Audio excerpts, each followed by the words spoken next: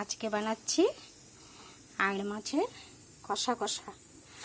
আঙড় মাছটা আমি একটু কড়াইতে নেড়ে নিয়েছি, তোমরা কাঁচাও বানাইতে পারো, আমি একটু নেড়ে নিয়েছি।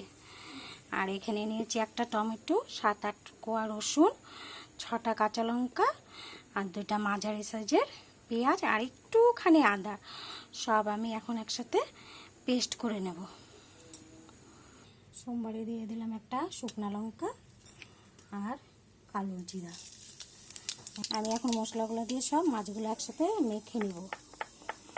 মেখে নিব সব একসাথে। আর 1 চামচের থেকে একটু কম কাশ্মীরি লঙ্কার গুঁড়ো আর 1 চামচ জিরে গুঁড়ো আর সামান্য পরিমাণ ধনে গুঁড়া। আর দেব হলুদ দিয়ে দিলাম আর 1 চামচ লবণ। সব একসাথে মাখবো। কিছুটা কাঁচা তেল।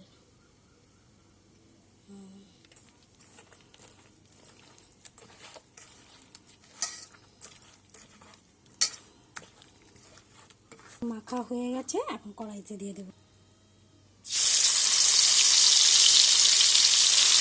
এখন সবকিছু আস্তে আস্তে হতে থাকবে। কি কি দিয়েছি মশলা আবার বলছি।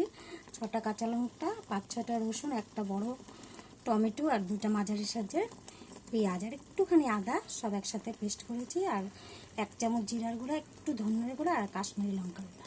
এখন এটা আস্তে আস্তে হবে। কষা আমার হয়ে গেছে, দেখো কি সুন্দর কালারটা হয়েছে।